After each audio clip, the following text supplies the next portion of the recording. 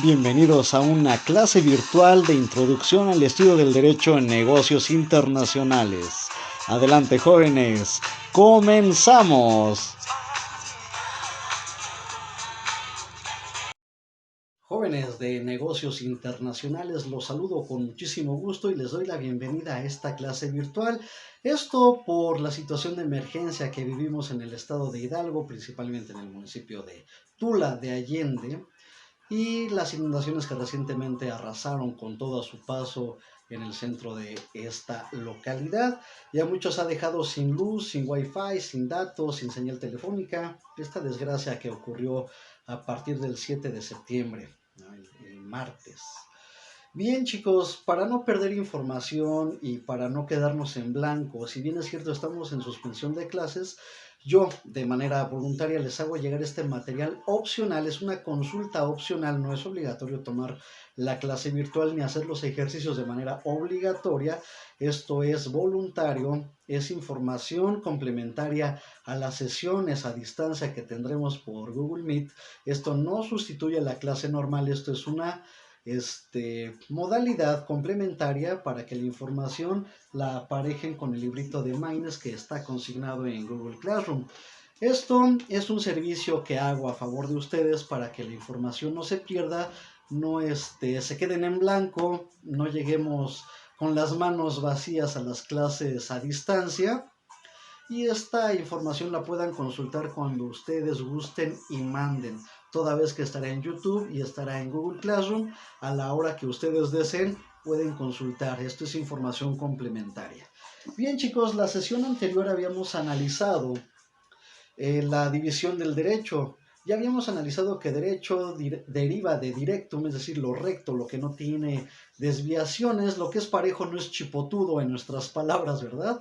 Y que derecho es el conjunto de normas jurídicas que regulan la conducta del hombre en sociedad, que es un mínimo ético con sanción, un imperativo categórico de la razón, y que todo esto se va a aplicar al humano con capacidad de goce y ejercicio, ¿verdad? Estos dispositivos jurídicos que están imperando en nuestra realidad nos aplican en todo momento.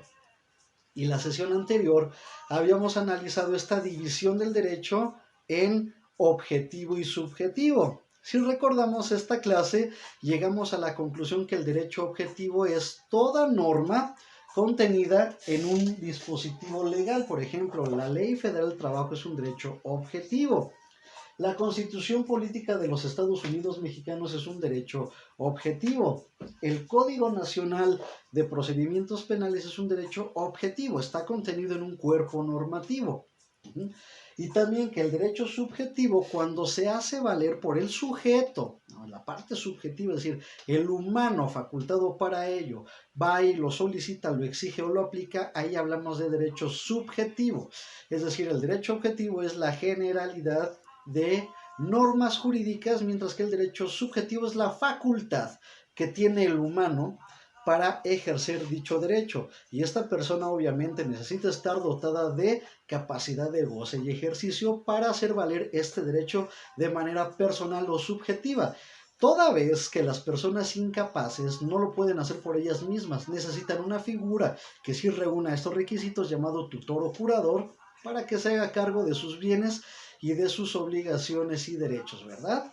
Pero ellos no lo pueden hacer de manera personal. Mientras que el sujeto facultado para ello va y exige este derecho, lo aplica o lo hace valer, ahí hablamos de derecho subjetivo. Pero recuerden, derecho objetivo, toda norma contenida en un dispositivo legal, y el derecho subjetivo es la facultad de la persona para ejecutar dicho derecho. Y que también habíamos visto que a su vez tenía una división en derecho vigente y derecho positivo, que el derecho vigente es aquel que tiene una temporalidad de aplicación hasta que en cuanto no venga otra ley y lo derogue o lo abrogue, es decir, lo deje sin efectos. Mientras esté este dispositivo en esta temporalidad operando, hablamos de vigencia, es válido, tiene aplicación. Si no, hablamos de un derecho únicamente de referencia o hecho histórico, un derecho histórico precisamente. Pero la temporalidad aplica mientras esta norma no sea derogada, abrogada o eliminada, o que venga otra norma para sustituirla. Tenemos muchísimos ejemplos de normas que ya no están vigentes. Por ejemplo, la Constitución de 1857 estuvo vigente, es decir, tuvo aplicación legal hasta que fue sustituida por la Constitución de 1917, de aquel 5 de febrero de ese año. Entonces quedó abrogada la Constitución del 57, vino la de 1917 a sustituir y es la que tenemos vigente a la fecha. Si después viene una reforma constitucional y, por ejemplo, vamos a suponer que en el 2067 se abrogue nuestra Constitución de 1917, esta quedaría en desuso, quedaría sin vigencia y va a adquirir vigencia a esta nueva Constitución de 2067, por poner un ejemplo, para entender esto de la vigencia. Bien. Y el derecho positivo, habíamos quedado que era positivo no porque estuviera muy feliz y sonriente siempre el derecho, sino porque atendiendo a la metodología positivista está clasificado en un cuerpo normativo. Así tenemos derecho civil, penal, mercantil, agrario, etc, etc, y cada una de estas ramas cuenta con su legislación especializada. En materia penal tenemos tenemos el Código Penal, ya sea local o federal, y también tenemos el Código Nacional de Procedimientos Penales, ¿verdad? Aquí hablamos de este positivismo de la norma jurídica. Si hablamos de la Ley Federal del Trabajo, en derecho laboral, indudablemente tenemos nuestro Código Obrero que está clasificado en esa rama. Por eso es derecho positivo, porque está plasmado en un cuerpo normativo y tiene vigencia, ¿verdad? Caso contrario serían únicamente fuentes históricas del derecho, pero mientras sea vigente y sea positivo se va a aplicar. Podemos tener derecho positivo sin ser vigente y derecho vigente sin ser positivo, ¿verdad? Vimos esas diferencias. Puede ser derecho positivo y no estar vigente con el ejemplo de la Constitución de 1857. Es positivo porque todavía está por escrito, pero ya no tiene vigencia. En el caso del common law en Estados Unidos es derecho vigente, pero no es positivo porque no está contemplado en una norma. Ellos se rigen por su jurisprudencia o por sus costumbres. No tienen una ley para cada cosa como nosotros.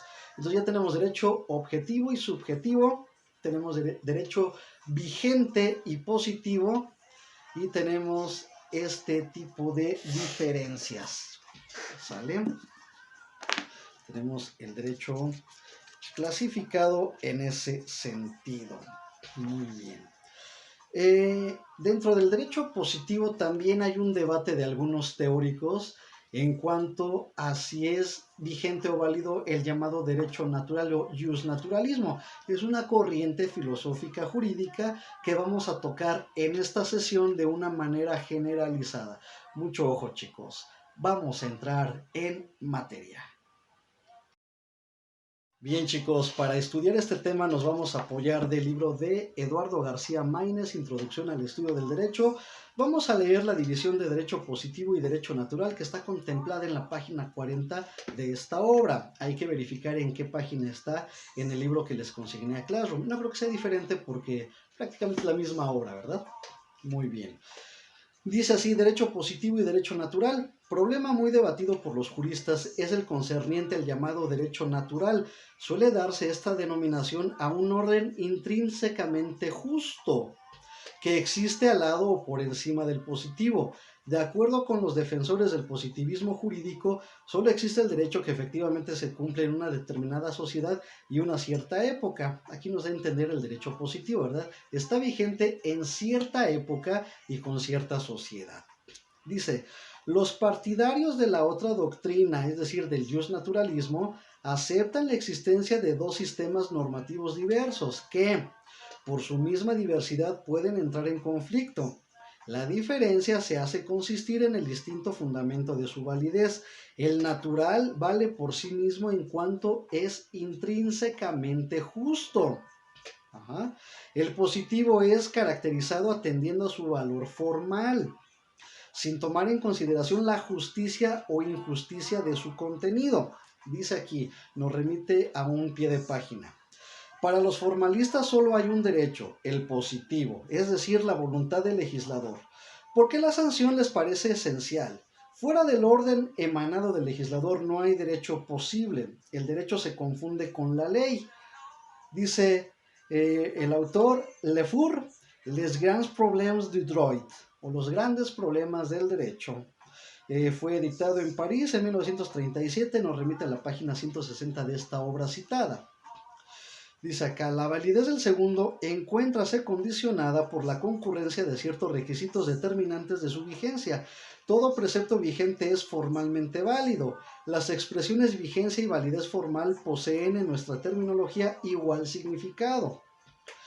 Estos atributos suelen aplicarse, según dijimos antes, tanto a las disposiciones establecidas legislativamente como a las reglas nacidas de la costumbre. Frente a tales preceptos, los del derecho natural son normas cuyo valor no depende de elementos extrínsecos. Por ello se dice que el natural es el único auténtico y que el vigente solo podrá justificarse en la medida en que realice los dictados de aquel. Sobre los preceptos en vigor, legislados o consuetudinarios, es decir, de costumbre, elévase el otro orden como un modelo o paradigma. Ese orden, escribe Cesarini Sforza, es el supremo principio regulativo de tales preceptos.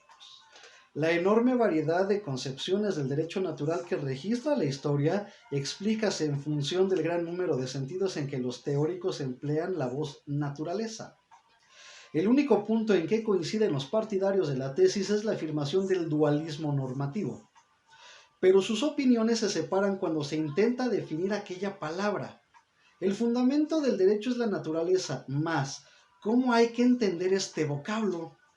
¿Se trata de la naturaleza en un sentido físico, de naturaleza racional del hombre? ¿O bien la validez del orden natural depende de la índole peculiar de su contenido? ¿Cómo tenemos que entonces entender la palabra naturaleza y a qué se refiere? Es lo que pone aquí a tema de debate este autor, ¿verdad? Dice, las interrogantes anteriores nunca han sido contestadas del mismo modo. En la tesis del sofista Calicles, que representa seguramente la forma primitiva de la doctrina, la noción de la naturaleza es tomada en un sentido biológico, comparado con el natural, plenamente valioso por su misma naturalidad o espontaneidad.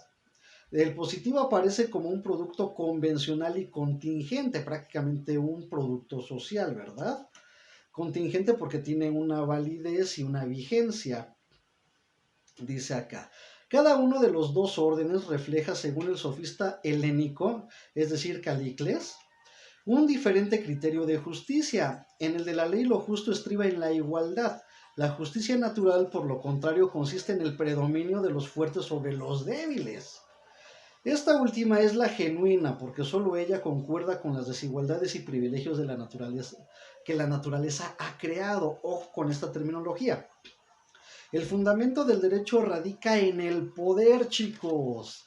Aquí nos dice algo muy interesante este autor. El derecho natural tiene su fundamento en esta situación del fuerte sobre el débil. El derecho se basa en el poder. Y tiene un poco de razón, ¿verdad? ¿Por qué? La ley de la selva, la ley de la oferta y la demanda, ¿no? El fuerte sobre el débil. Y aquí se refiere a que si yo tengo más fuerza, tengo más poder, voy a imponer mi norma, mi derecho. Mientras que el derecho positivo es vigente y trata de cubrir estas desigualdades, por ejemplo, con la Ley Federal del Trabajo. Si el derecho natural siguiera imperando en nuestro orden normativo, el patrón tendría todo el poder y no podríamos hacer nada, porque él tiene el poder y tiene el derecho. También, si verdaderamente imperara este derecho natural, el fuerte abusa del débil, el patrón del trabajador y la mujer del marido, ¿verdad? Entonces, si no tenemos derecho positivo, la mujer seguiría abusando del marido, como lo hace a la fecha, pero ya más legal, ¿verdad? Ojo con esto, muchachos. Dice, en la enseñanza socrática, la idea del derecho natural adquiere un cariz nuevo. Sócrates refiere las exigencias de tal derecho a la voluntad divina y distingue las leyes escritas o derecho humano de las no escritas e inmutables establecidas por la divinidad. Esta tesis, a la que podemos dar el nombre de concepción teológica del derecho natural, fue también defendida por un contemporáneo del moralista ateniense, el gran trágico Sófocles. La respuesta de Antígona al tirano Creón cuando éste le pregunta si es cierto que ha dado sepultura al cadáver de Polínice encierra la afirmación de un orden superior a los caprichos y convenciones de los legisladores terrenos. Y aquí viene un diálogo de esta obra de Sófocles, cuando Creón empieza a interrogar a Antígona. Y dice, Creón, tú que inclinas al suelo la cabeza, ¿confiesas o niegas haber sepultado a Polínice? Y le responde Antígona, lo confieso, no niego haberle dado sepultura. Creón dice, ¿conocías el edicto que prohibía hacer eso? Y a su vez Antígona le responde, lo conocía, lo conocemos todos. Creón le responde, ¿y has osado violar las leyes? Y Antígona le responde, es que Zeus no ha hecho esas leyes, ni la justicia que tiene su trono en medio de los dioses inmortales. Yo no creía que tus edictos valiesen más que las leyes no escritas e inmutables de los dioses. Puesto que tú eres tan solo un simple mortal, inmutables son, no de hoy ni de ayer, y eternamente poderosas, y nadie sabe cuándo nacieron. No quiero, por miedo a los órdenes de un solo hombre, merecer el castigo divino.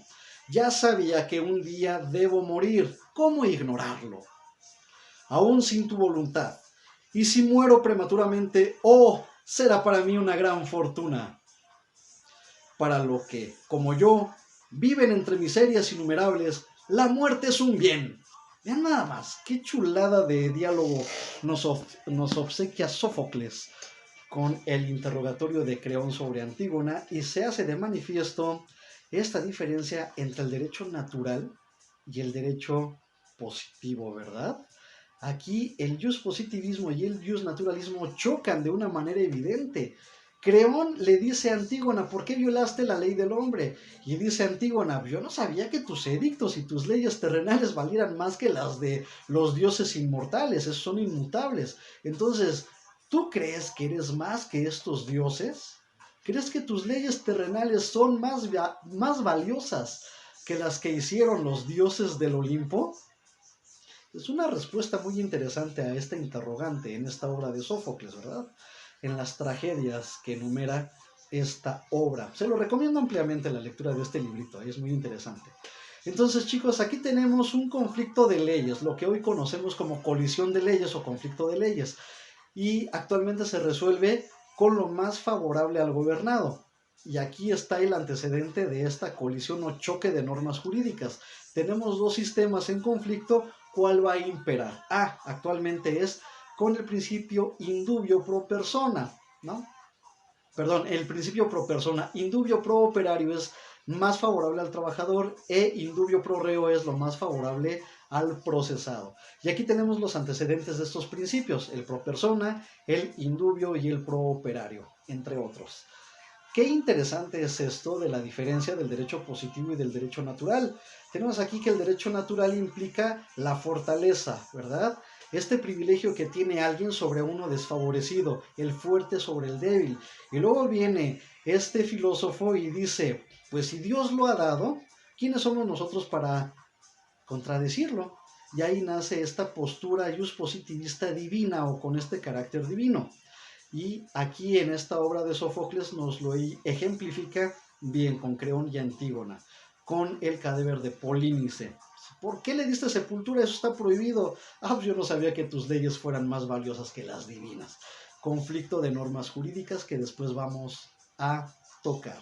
Entonces, chicos, aquí tenemos estas diferencias, complementamos con esta clase virtual lo que vimos en nuestra primera sesión, que es el derecho, su definición, cómo algunas otras definiciones nos van a impactar, la división del derecho en derecho objetivo, derecho subjetivo, derecho vigente, derecho positivo, derecho natural. Y próximamente vamos a ver derecho público y privado, que también tiene otras divisiones como derecho social. Esto del derecho es una cosa interesante porque tiene su sustento, su fundamento, y esto nos va a ayudar a comprender de una manera más elaborada nuestro sistema legal y en el que se van a desenvolver ustedes en negocios internacionales. Cómo tienen que darle este sentido legal, jurídico y estructurado a los actos de comercio, de importación y de exportación o de asesoría a las empresas en materia de comercio internacional y así no dejen nada al aire. Así que chicos, vámonos al video resumen de esta clase virtual para tener este tema ya aterrizado. Vámonos al mismo. La temática que vimos al inicio de nuestra materia, el derecho, su definición, sus características, un poco de la norma jurídica, el derecho, su división y su clasificación, y dentro de esas divisiones encontramos el derecho objetivo, que es la norma jurídica en general, el derecho subjetivo o la facultad del individuo de hacer valer este derecho. Y a su vez tenemos el derecho vigente y positivo, el positivo que está clasificado y está contemplado en un cuerpo normativo, derecho vigente que tiene validez en un tiempo y espacio determinados hasta que no venga otra norma y lo anule y este a su vez tome vigencia, ¿verdad? Y también tenemos esta división interesante que vimos entre el derecho positivo y el derecho natural. Estos antecedentes históricos con los sofistas, con los helenistas, con Sócrates, con Sófocles y el dilema de Antígona cuando le cuestiona a Creón el por qué le dio sepultura a Polínice violentando el derecho positivo y él le dice que no sabía que sus disposiciones terrenales elaboradas por mortales eran superiores a las dictadas por los dioses, que ellos conocen más de moralidad y de perfección que un simple terrenal. Y le dice, y si he de recibir mi castigo, y si he de morir por estas leyes de los hombres, mucho mejor para mí porque vivo entre pobreza, entre miseria y en la incertidumbre. Entonces, si voy a morir por estas situaciones, ¿qué más da? Yo sé que me voy a morir un día y tus leyes terrenales no me asustan porque yo me rijo con las leyes divinas. Interesante la postura de Antígona frente a Creón por haberle dado sepultura a Polínice. Ya dijimos que esto implica un choque de normas jurídicas, una colisión de normas. En este apartado tenemos en un lado el derecho positivo y por otro lado tenemos el derecho natural o el justnaturalismo. Recordemos que el justnaturalismo se basa en esta creencia, en esta teoría que el fuerte debe de dominar al débil, imponer su ley. Y luego viene Sócrates y dice, pues si lo dio la divinidad, ¿quiénes somos nosotros para contradecirlo, verdad? Y ahí viene esta postura justnaturalista, con esta esencia divina, ¿no? Esta teología prácticamente en materia de justnaturalismo. Sí lo dio Dios, que es el ser superior, y de esta manera intrínseca el hombre tiene que hacer valerlo, porque el justnaturalismo es propio del humano. Como decía Jean-Jacques Rousseau, que apuntábamos en esta sesión primera, el hombre nace libre por naturaleza, justnaturalismo, tiene la libertad desde que nace, pero por necesidades de sobrevivir, tiene que encadenarse a otros humanos y así tener una calidad de vida aceptable, protegerse de las inclemencias de naturaleza y progresar como sociedad. Ahí está la postura de Jean-Jacques Rousseau, este justnaturalista del siglo XVIII y este pensamiento que a la fecha tiene tema de debate frente al positivismo o el derecho por escrito vigente, válido, que va a equiparar estas fuerzas del más apto sobre el menos apto, del fuerte sobre el débil, del patrón sobre el trabajador y de la mujer del marido. Bien chicos, hasta aquí concluimos con nuestro video resumen. Así que recuerden, tenemos la clasificación y división del derecho, derecho objetivo, derecho subjetivo, derecho vigente, derecho positivo y derecho positivo frente al derecho natural. Y recuerden, esta plática que tuvo Antígona con Creón por esta situación de violentar los edictos y las leyes del hombre, para el hombre. Muy bien chicos, vámonos a la actividad de Classroom que dice así. Después de analizar el diálogo de Antígona con Creón, saque sus propias conclusiones si actualmente se aplica el derecho natural y por qué. Fundamente su respuesta. Esto me lo harán llegar en Google Classroom. Esto es un ejercicio voluntario, no es obligatorio. Es para reforzar lo aprendido en nuestra primera clase, debido a la emergencia en la que nos encontramos. Así que chicos, el mejor de los éxitos, cuentan conmigo. Les deseo un excelente fin de semana. Abrazos, que estén todos muy bien y a esperar que se normalice el regreso a nuestras clases a distancia. Nos vemos, jóvenes.